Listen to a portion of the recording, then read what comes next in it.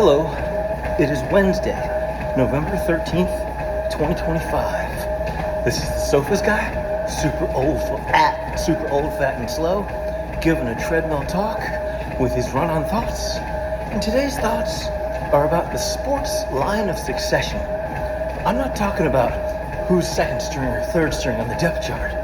I'm talking about what happens when an owner dies and they don't have an heir, or they're not married, or whatever.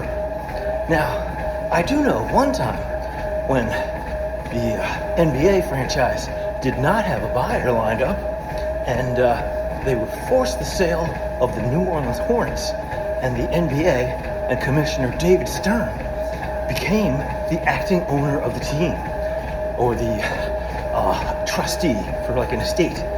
And as part of that, one of the most famous trade rejections, Chris Paul from the Hornets to the LA Lakers, was rejected for basketball reasons.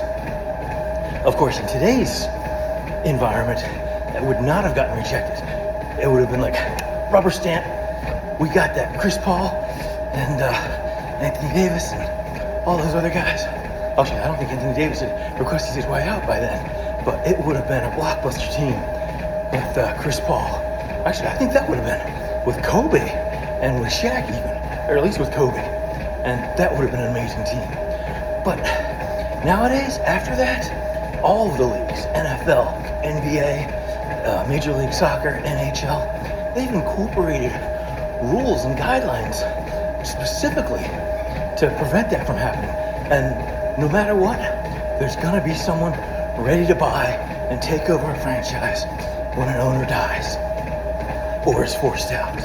That's either going to be the wife, the son, the daughter, some sort of heir, or mostly what happens is that sports groups or sports owners create a equity firm or basically a real estate trust that they use to buy, or an investment trust that they use to buy the sports franchises. And whoever is next in line on the board of that trust becomes the next managing partner. So don't worry, there's plenty of sports franchises people to take over if your franchise goes away.